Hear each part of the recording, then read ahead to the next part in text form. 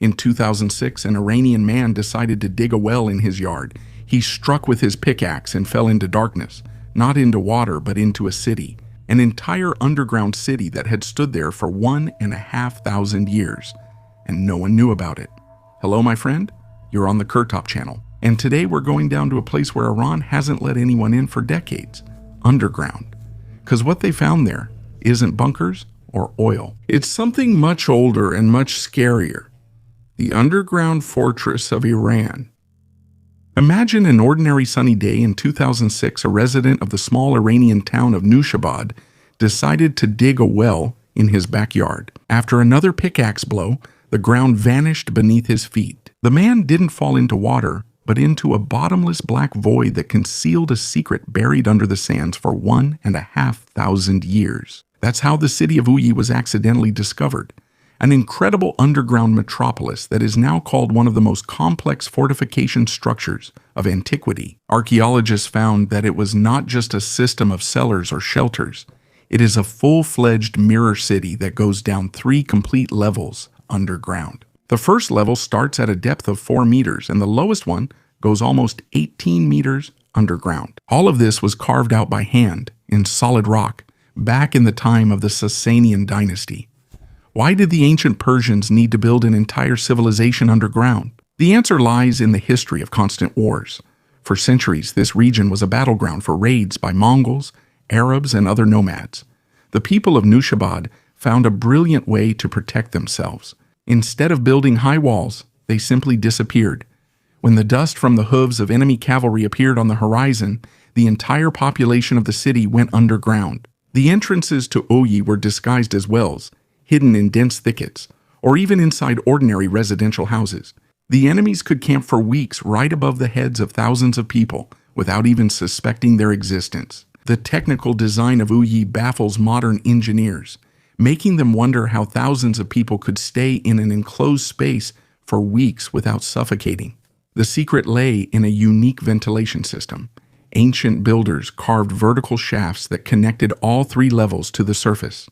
Due to the difference in temperature and pressure, the air inside constantly circulated, staying fresh even on the lowest level. But if the enemy still managed to find the entrance, Nushabad turned into a deadly trap. The corridors here were intentionally made, so narrow and low that it was impossible to stand up straight or turn around with a sword.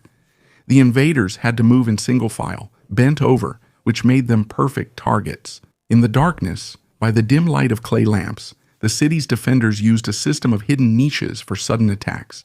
In addition, deep pits with rotating stones and 2 massive millstones weighing several tons awaited uninvited guests along the way, which could only be blocked from the inside. It was the perfect design for guerrilla warfare, where every meter of the tunnel worked against the attacker. Life underground was organized with astonishing precision.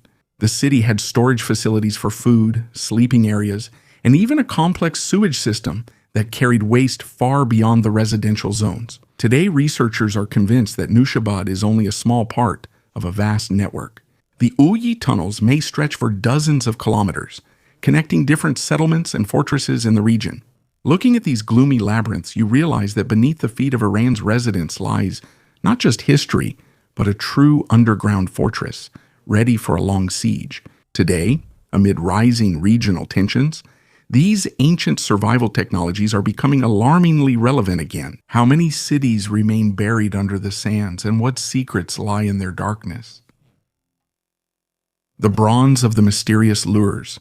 We are heading into the harsh, hard-to-reach Zagros Mountains. For almost 100 years, objects have been found here that make scientists question official investigations and the development of technology.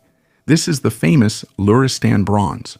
But behind the dry scientific name lies something truly frightening and inexplicable. Imagine elegant figurines that look like characters from the darkest fantasies or dreams. The main symbol of this culture is the so-called Master of Animals. It's a human figure holding in its hands 2 fantastic creatures that resemble griffins or demons. But the strangest thing is that the faces of these creatures often blend into human ones, and their limbs turn into snakes or the claws of predatory birds. This is surrealism created 3,000 years before that word even appeared in our language. The level of detail in these objects is simply astonishing. The masters of Luristan use the lost wax casting method, which allows for the finest details to be captured, right down to the expression in the eyes of these mythical creatures. But here lies the main mystery. According to official history, the people who created these masterpieces were nomads. They didn't have permanent cities, large workshops, or stationary facilities. How could a people who were constantly on the move establish such a complex and high-tech production of metal items? Bronze smelting requires temperatures above 1,000 degrees in stable conditions. In the nomadic life of the mountains, this is almost impossible. Some researchers suggest that the Lurs possess secret mobile forges, the designs of which have been irretrievably lost. Others see these figures not just as decorations, but as cult objects that were used to communicate with another world. These bronze artifacts are found exclusively in graves. They accompanied their owners on their final journey, and each item was unique. There was no mass production here. Each figurine is individual and carries some kind of hidden code. Seeing these intertwined human and monster bodies, it's hard not to think that the ancient inhabitants of the Zagros Mountains viewed the world differently than we do. They lived surrounded by gods and demons, whose images they captured in eternal metal with a craftsmanship that baffles even modern foundry workers. These discoveries turned the mountains of Iran into a giant cemetery of forgotten craftsmen, whose secrets are still securely guarded by cold bronze. The secret arteries of Iran. If the underground Nushabad was a place for saving lives, then this next engineering network was essential to the survival of an entire civilization. We are used to thinking that Iran's greatest asset is oil, but for 3,000 years, the most precious resource here was ordinary fresh water. To obtain it in the sun-scorched desert conditions, the ancient Persians created a system whose scale modern science still cannot fully comprehend. We are talking about Qanats, grand underground aqueducts that turned dead sands into flourishing oases. Just imagine how insane the scale of it was. The total length of all Qanats in Iran is an incredible 300,000 kilometers. To help you grasp the scale of this achievement, that distance is enough to circle the Earth almost 8 times along the equator. This is the longest and most complex hydraulic engineering structure ever created by human hands, without the use of machines. What's most astonishing isn't the length, but the precision of the calculations. Ancient engineers, armed only with primitive levels and ropes, dug tunnels at depths of dozens of meters, with a slope of just 12 millimeters per meter of path. It was a meticulous job. If the slope was too steep, the water would quickly erode the rock and collapse the tunnel. If it was too gentle, the water would just stagnate and silt up. The Qanat lasts so long because its water flows deep underground in total darkness. This completely eliminates evaporation even in the most extreme 50-degree heat, when everything on the surface dries out in just a few hours. The construction of a single Qanat took decades and required the work of entire generations of specialists, who were called Muqani. It was the most dangerous profession of the ancient world. A worker would descend into a narrow vertical shaft to a depth of up to 300 meters. That's the height of a modern skyscraper. There, in cramped conditions and under the constant threat of collapse, he would manually carve his way through the rock. He relied only on sound and the movement of air to guide him. The Qanat in the city of Ganabad, built 2,500 years ago, is still considered the pinnacle of this craft. Its main shaft goes down to a depth comparable to the Eiffel Tower, and it still supplies pure water to about 40,000 people. Militarily, these underground arteries were Iran's key advantage. While enemy armies perished from thirst outside the city walls, the defenders of the fortress enjoyed inexhaustible supplies of icy mountain water hidden deep below. Besieging such cities was pointless. The water was out of reach for the enemy. It couldn't be poisoned or cut off without going underground. Today, these ancient corridors are the subject of new rumors. Many of Iran's modern military facilities and secret ballistic missile depots are being built using the same principles, as some researchers claim. They are even integrated into old Qanat branches. This turns the country's underground into an endless labyrinth, where the ancient thirst for life merges with modern technologies of war. We look at these wells in the desert and see only holes in the sand, but beneath them beats the heart of a civilization that has not stopped for 3,000 years. 18 kilometers of emptiness. If previous discoveries were isolated objects, this finding made scientists reconsider the boundaries of what is possible. In northern Khorasan lies Shahr Beylkeis, the second largest adobe city in Iran after the legendary Bam fortress. The scariest part isn't what's visible, but what was actually found in the basement. During scheduled road work, heavy machinery suddenly began to sink into the ground. The clay, which had seemed solid for centuries, crumbled, revealing an entrance to a giant network of corridors. When the first researchers arrived at the site, they couldn't believe their eyes. Before them stretched a labyrinth, the total length of which, according to preliminary estimates, is an incredible 18 kilometers. Just so you understand the scale, that's a distance comparable to the length of several subway lines in a major metropolis. These aren't simply narrow passages. They're a full transportation network from ancient times. The ceiling height in some halls reaches 3 meters, and the width allows an entire squad to move freely. Here they've found rest areas, food storage areas, workshops, and even complex drainage systems. But the main question is, why build 18 kilometers of empty space in a region where every cubic meter of excavated earth requires tremendous effort? Archaeologists date the main structures to the Ilkhanid period, but the tunnel system points to much older layers of history. These corridors connect the citadel of Shahri Beylkeis with remote settlements and caravanserais. It was a hidden logistical network. While trade was bustling or battles were raging on the surface, caravans carrying gold, weapons, and important state officials moved underground. The engineering ingenuity of this place lies in its material. Clay, combined with special organic additives underground, over time turns into a structure whose strength is comparable to modern concrete.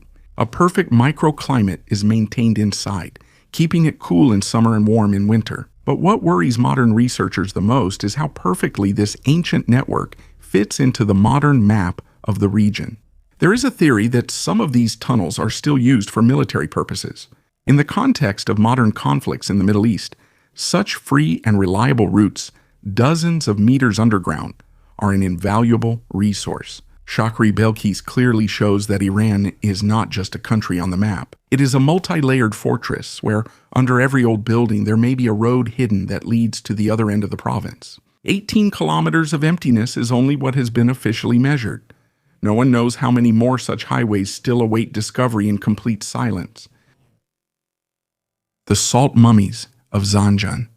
If tunnels and Qanats show us the greatness of engineering ingenuity, then the next discovery reveals a frightening and incredibly detailed side of life in the depths of Iran. In Zanjan province at the Shahr salt mine, time literally stopped thousands of years ago.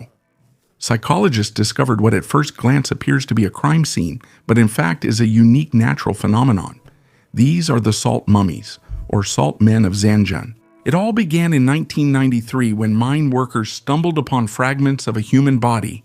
But these were not ordinary bones. Salt, which has powerful preservative properties, completely mummified the remains, preserving soft tissues, skin, hair, and even internal organs in perfect condition. The first discovery shocked scientists. It was the head of a man with long white hair and a beard, and a golden earring still glimmered in his ear.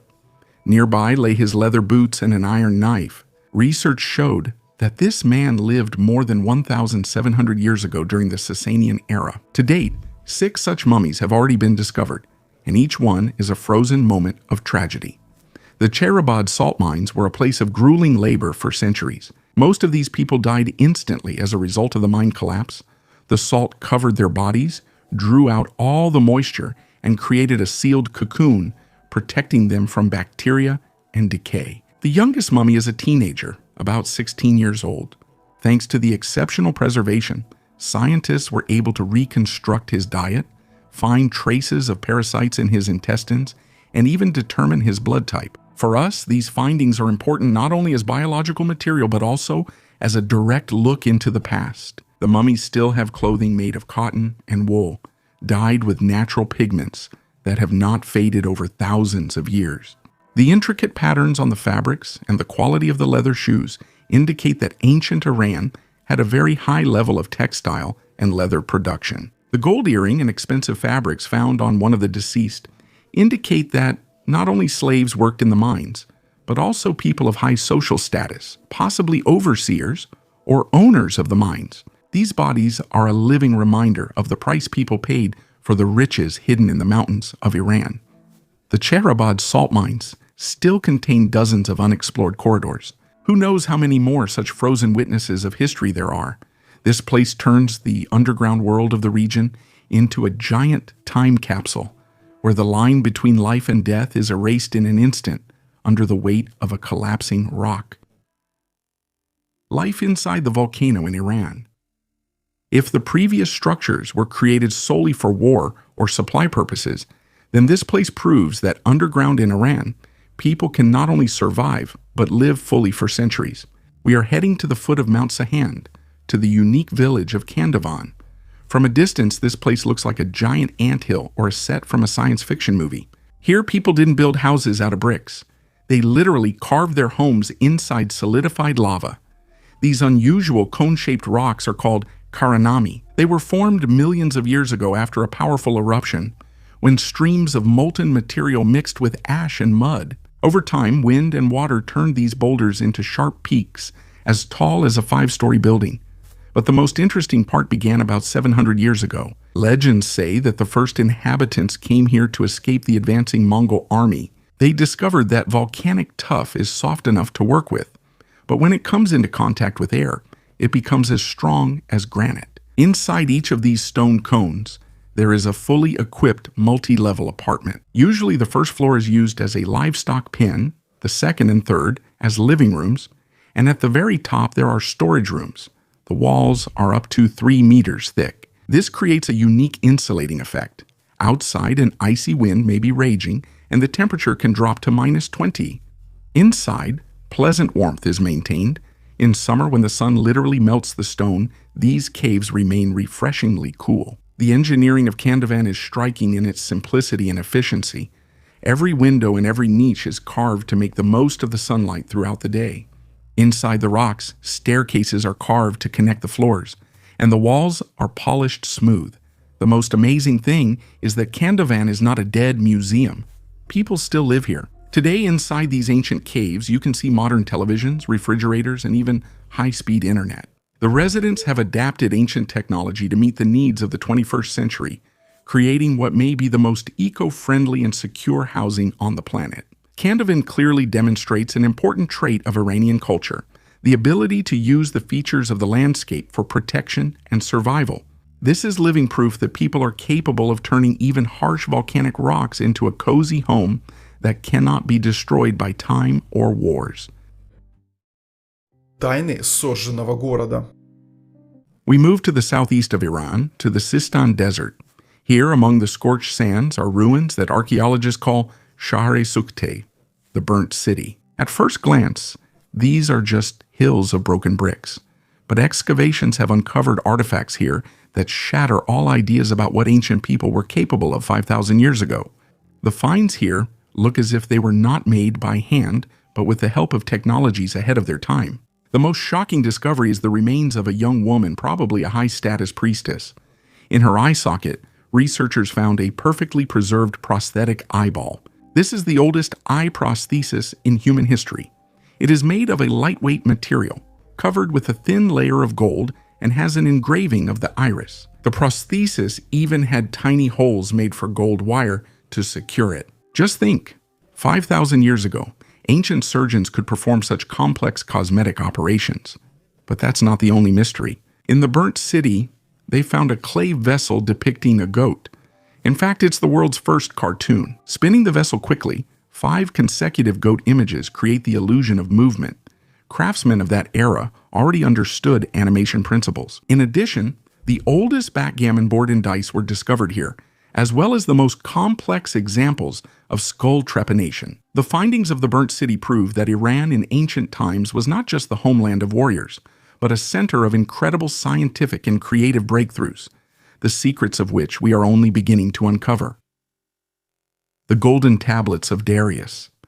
For the next discovery, we move to the very heart of Persepolis, once the greatest capital of the world. In 1933, archaeologists were excavating the foundation of the Apadana Palace, the main ceremonial hall of King Darius the Great. Under the massive cornerstones, they discovered 2 stone boxes that were sealed so tightly that not a drop of moisture had entered them in the last 2,500 years.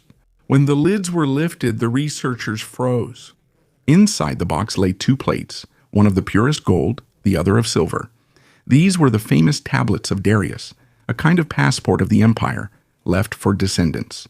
What's notable here isn't the text's content, but the exceptional craftsmanship. These plates have a perfect square shape with sides of 33 centimeters and a mirror-smooth surface. The cuneiform text is inscribed in 3 languages, Old Persian, Elamite, and Babylonian. The depth and clarity of each character are astonishing. It seems that the symbols were not just hammered out with a hammer and chisel, but carved with a high-precision tool. The edges of each letter are so sharp that it gives the complete impression of machine engraving. Darius wanted his messages about the empire's borders, from the Scythians, past Sogdiana, to the shores of Kush, to last forever.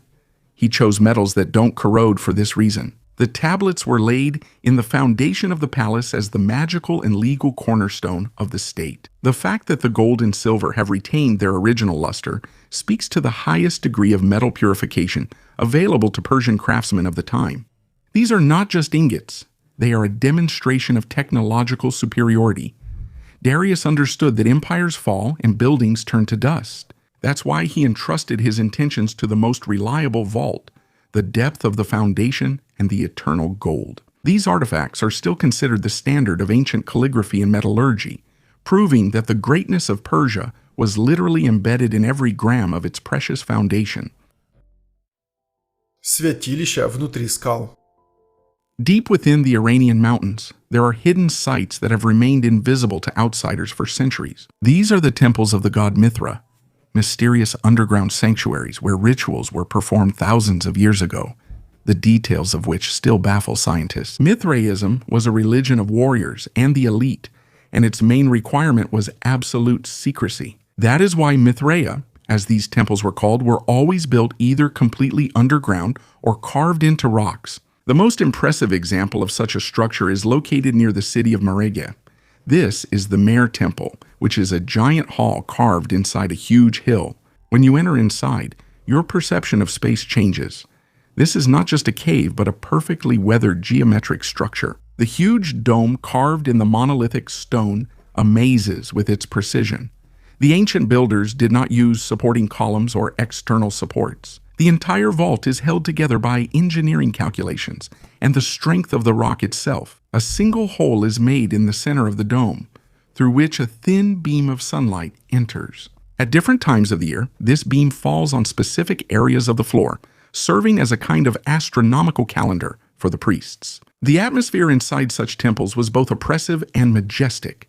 There were no windows here, and the only source of light, apart from the sun, was oil torches. Temple walls were often adorned with reliefs showing constellations and mythological scenes. Scientists still argue about how the craftsmen managed to perform such fine, detailed carving in conditions of almost complete darkness.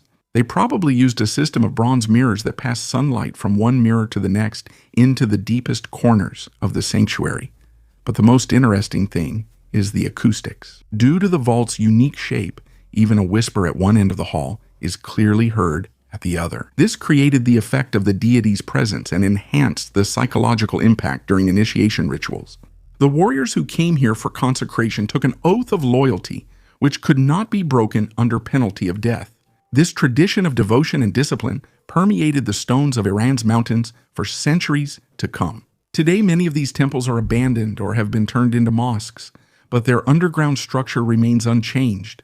They remind us that for the ancient inhabitants of Iran, the underground world was not a place of fear, but a space of supreme true power. While empires and religions changed on the surface, ancient knowledge continued to live on in the darkness of the rocks, which even today makes us stand in awe of the mastery of those who knew how to tame stone itself.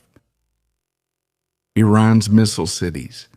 Now we move from ancient mysteries to the most guarded reality of modern Iran. Recently, footage has spread across global media that made military experts around the world reconsider their maps. Iran has officially confirmed the existence of huge underground bases, which are called missile cities. These are not just individual bunkers, but colossal networks of tunnels carved into granite formations at depths of up to 50 meters. The scale of these facilities is astonishing. Footage from state television shows endless halls filled with launchers and ballistic missiles. The ceilings here are so high that heavy trucks can move around freely inside. These bases are designed to withstand direct hits from the most powerful bunker-busting bombs. It is believed the main control centers and storage facilities are beneath solid rock as thick as 5 5-story buildings. The most interesting thing is the location of these facilities. Many of them are situated in the same mountain ranges where, thousands of years ago, ancient Persians built their Qanats and secret shelters. There is a theory that modern military engineers use already existing natural cavities and have expanded old tunnel systems. This allows equipment and personnel to be moved covertly over great distances, remaining invisible to spy satellites and reconnaissance aircraft. Such an underground warfare strategy makes Iran virtually invulnerable to traditional airstrikes. While a large-scale battle may be raging on the surface, an entire military machine continues to operate underground, with its own power plants, hospitals, and food supplies for many months. This continues the ancient tradition of making the Earth's depths an impregnable citadel. Today's missile cities are just a modern version of what the residents of Nushabad or the builders of Qanats did thousands of years ago. The fortresses of the legendary assassins. We are heading to the harsh Elbrus Mountains, where ruins lie frozen on impregnable peaks, and the mere mention of them sent shivers down the spines of rulers from both east and west. This is Alamut, the Eagle's Nest and the main citadel of the Order of Assassins. But if you think all their power was in their high walls, you are deeply mistaken. The real secret to the survival of Hassan ibn Sabah and his followers was sealed deep within the rocky foundation. Alamut was built on top of a narrow cliff, accessible by only one steep path. But the main engineering triumph of the assassins was the life support system, hidden from the eyes of any besieger. To withstand sieges by entire armies for years, a complex network of storage rooms was carved inside the rock. Archaeologists discovered giant water reservoirs and grain storage facilities that went down for dozens of meters. The walls of these rooms were coated with a special lime solution that prevented the water from spoiling and the grain from rotting. Thanks to this, a handful of people could ignore an army of thousands outside the walls for several years. But the most mysterious thing is the system of secret passages. Legends claim the assassins mastered disappearing during battle. Modern excavations confirm the existence of hidden tunnels that led from the center of the citadel to concealed crevices at the foot of the mountain. This allowed spies to leave the fortress unnoticed, even during a complete blockade. It was through these rabbit holes that the very same assassins escaped, whose daggers reached viziers and sultans in their own tents. The engineering of the assassins was so advanced that they used a system of light signals transmitted from one mountain fortress to another. The order had an entire chain of such underground and above-ground forts throughout Iran. Each of them was autonomous and connected to its neighbors by invisible threads of communication. When the Mongol horde finally took Alamut in 1256, they spent months just to destroy these fortifications. The conquerors were astonished. They expected to find savage fanatics, but instead they saw one of the richest libraries in the world and engineering systems that had no equal in the entire empire of Genghis Khan. Alamut still holds undiscovered voids. Many tunnels were deliberately collapsed to hide the last secrets of the order. Even today, looking at these weathered stones, it's hard to shake the thought. If the assassins could control half the world from their underground hideouts in the 11th century, what are those who control the cities today capable of? Anomalies from space. We've come to one of the most mysterious parts of our investigation. Modern technology allows us to see what has been hidden from the human eye for millennia. The use of lidars and satellite scanning in the deserts of Lut and Kavir has revealed structures that cannot be explained by natural causes. The images clearly show geometrically regular outlines of huge objects buried under meters of sand and salt. Some of them reach several kilometers in length. These are not just individual buildings, but entire infrastructure hubs buried by time. Researchers suggest that in ancient times, the climate of this region was different, and beneath the lifeless dunes, there may be cities of civilizations that are not mentioned in any chronicles. But why haven't these sites been excavated yet? The answer might be frightening. Many of these areas have been declared closed military zones. Near the land of geoglyphs and underground anomalies, electromagnetic interference is recorded, and civilian flights are restricted there. There is a theory that Iran has been carrying out secret activities there for a long time, not archaeological work, but technological work. It is possible that under the sands, not only shards have been found, but also knowledge or resources that Iran is not ready to grant anyone access to. The future of archaeology in Iran is not about brushes and shovels, but about deep scanning and robotics. Strangely enough, every new conflict in the region only increases interest in these voids. The land of Iran is not just a territory, it's a vast vault full of wealth in both the literal and figurative sense. The forgotten treasure of Jiroft.